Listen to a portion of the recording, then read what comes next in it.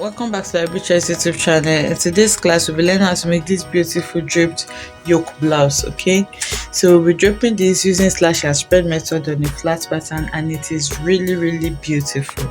This tutorial has been simplified as much as possible, so it's not difficult to make. You just need to pay attention to it, and I'm sure you're going to get it. If this is what you like to learn, kindly stay tuned to the end of this tutorial. Thank you. Okay, so to make this blouse, I already have my basic bodice drafted. This is my front bodice and this is my back bodice. If you don't know how to draft this, the full tutorial on how I was able to achieve this bodice is already up on the channel if you want to check that out.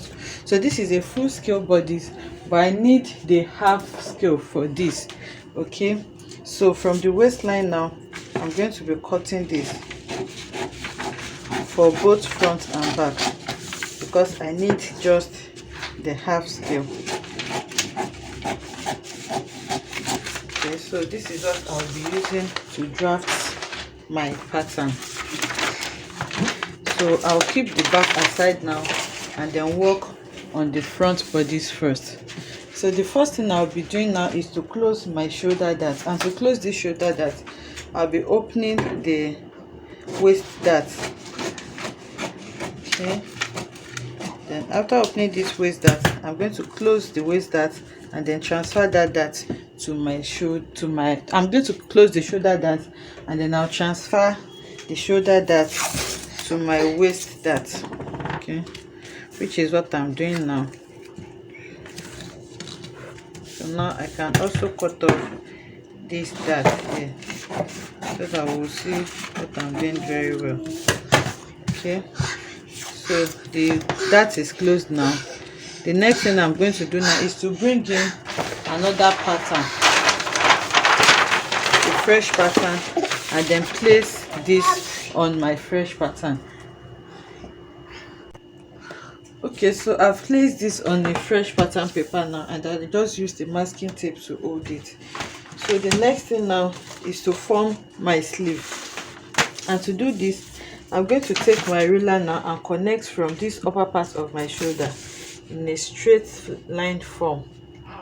Okay, using the measurement of the sleeve that I want to work with. In this case, I'm working with a long sleeve. Okay, so I'll take the measurement of my sleeve, and the sleeve is like a balloon sleeve. Okay, so which means it will be bigger. So for it to have allowance, to have that fullness, that puffiness, I'm just going to be adding few allowance to where I want it to be.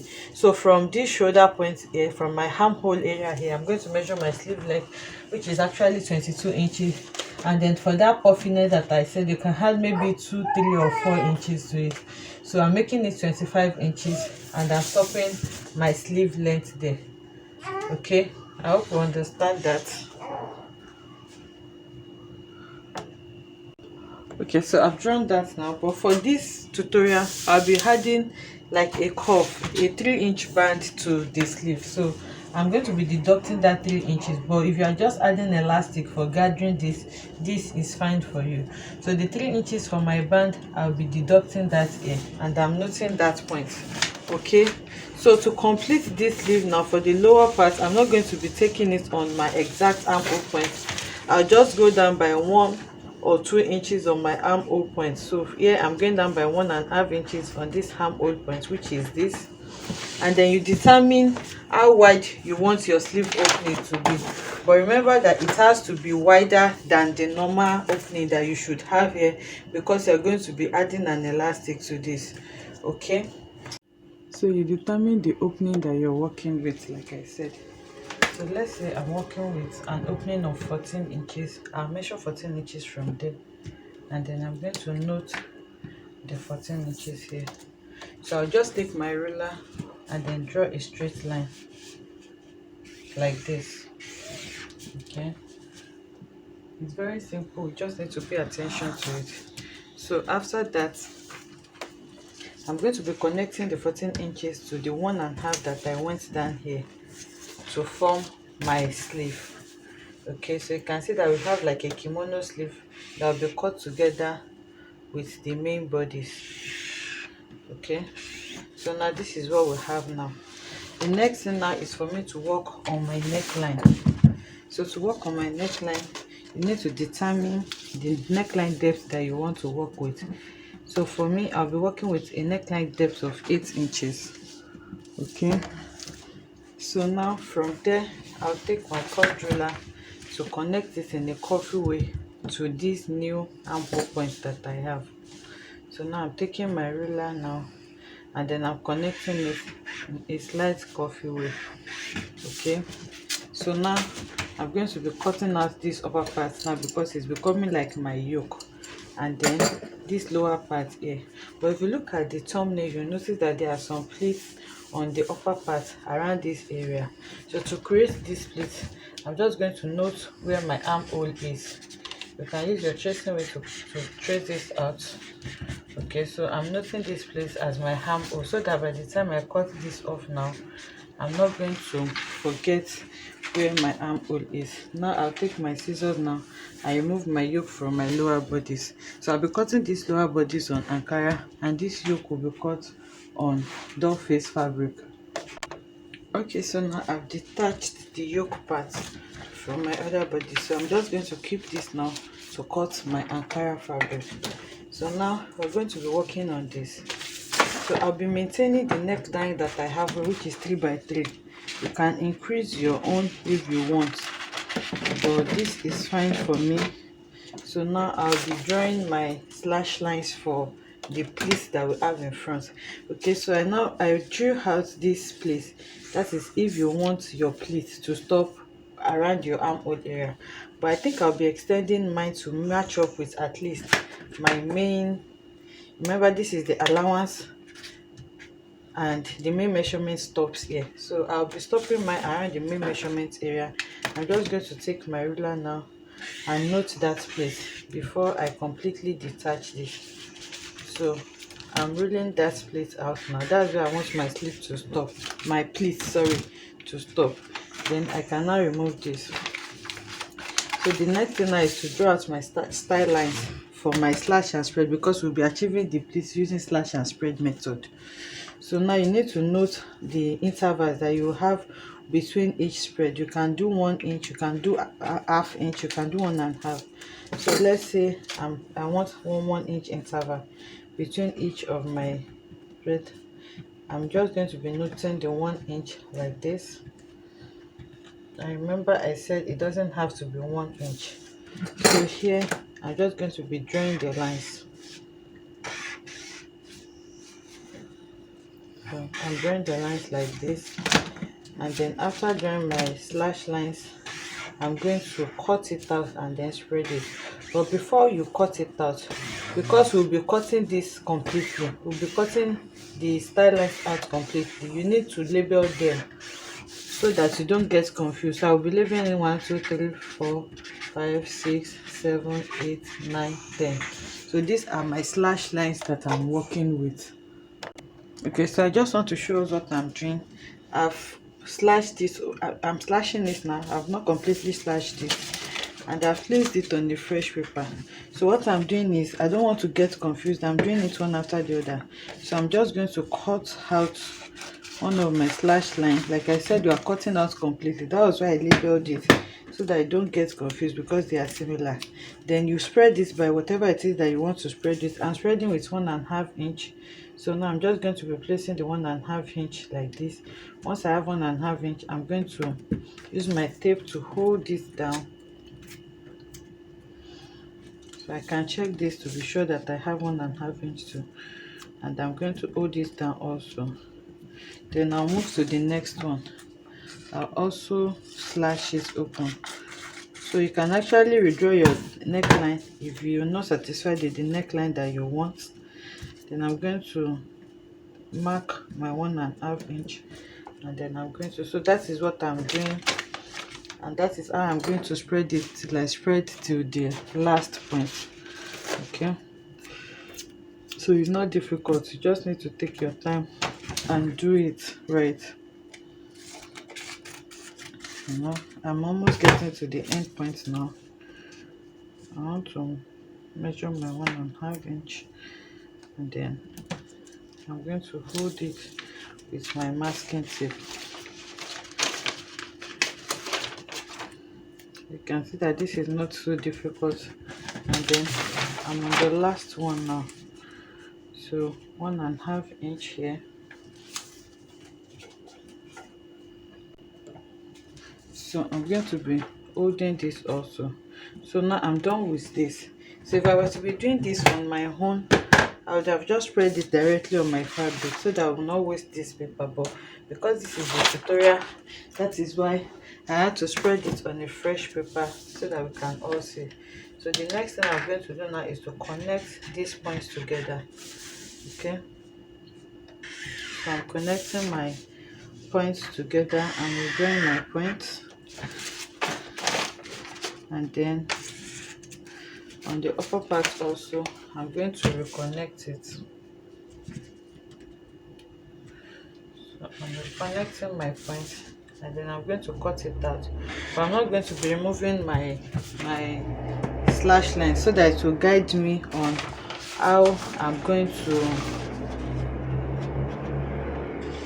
it will guide me on how I am going to be connecting them together. Okay, remember these plates, they are for pleats, so if I remove it completely I may get confused. Okay, so you use the curve line to redraw your armhole curve. Okay, which is what I have done. So now I'm going to be cutting out my new pattern. So the same thing we did here is what we'll be doing for the back, just that in the case of my own back, I'm not going to be doing slash lines like this. I'm just going to leave it straight like that, but it's still going to be a kimono back. But if you want to have pleatings on your back also, this is the same way you're going to be doing it. Okay, so now I'm going to do the back now, and then we'll go over to cut them on our fabric. Okay. When you're cutting on your fabric, you may leave half inch allowance around it. Remember, we are still going to be sewing this to the Ankara part. Okay, so this is what we have. I'm just going to set this aside now. Okay, so for the back bodice, the same thing I did for the front, I just repeated it for the back bodice. Okay, so here I ruled out my 22 inches for my armhole.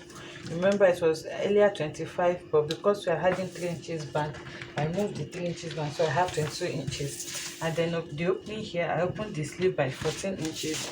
Then on my armhole, I went down by 1.5 inches, and I connected my sleeve opening to my armhole point. So on the back neckline, I just went down by 9 inches, and then I connected it straight like this. So I'll be cutting this out now. You can see it is not as complicated as the front.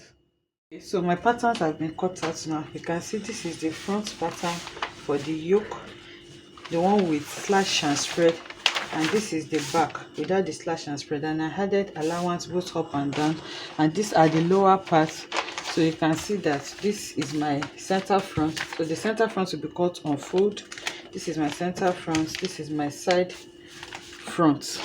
Okay, so this is the center front, this is the side front, this is the center back, and this is the side back. So I'm going to be joining the center front and center back and side front together, the center back and also the side back together. I'm sure we know how to do all this by now. The major focus is on the yoke. So because this is the regular yoke, the back is just a regular yoke, I'm just going to be setting it aside and work on the front yoke. So the front yoke now, I'm going to be taking it to the ironing table and then form my pleats. Okay, so to form my pleats, I'm just going to be showing us how I'm going to be forming the pleats now off camera. So you can see the spaces that we have, the 1.5 inches that we have in between our slash lines. That is what we will be using to form our pleats. So now I'm just going to be folding it like this. Okay, so I'll fold it like this and then fold it to form a pleat, and then to meet my the one in front of it. You can see that is now complete. The 910 is now complete. Then you use your iron to iron it, and then use your pins to hold it. So you move to the next one also, you fold it in, and then you form your pleats. Okay, so my pleats are actually small because I just used 1.5 in between. I don't have enough fabric. If you want your pleats more pronounced, you can use like 3 inches in between each of your pleats. Okay, so that by the time you fold it, you have like 1.5, 1.5, 1.5 each for your pleats. So now I take this to off camera now, and then I'm going to form the pleats, and then I'll bring it back to show us. It's very simple. You just need to, so now on your fabric, you just need to notch each lines so that it will guide you on how to form your pleats. Then you take, you can see now, this is 9, this is 10. The allowance that we have in between for our spreading is what you'll be folding. So you just fold it over. Once you fold it, you can see that the line is now complete. 9, 10 is now close to each other. Then you move to the next one, you fold it, you can see. Then you move to the next one, you fold this like this, and then you fold it over the next allowance like that. So this is what you will do. By the time you are done, it will go back to your original measurement that you started with. So now I'll take this off camera now and do that. Okay, so in order to further simplify this for us, especially for beginners, the notches may not be easy for you to join later, to iron later. So I went ahead to use pen to draw lines for this. Okay, so you just make sure that you use a pen that you are sure that is not going to show on the right side of your fabric. So I used my pens to, let me just zoom this camera in. Okay, so we can see it better now.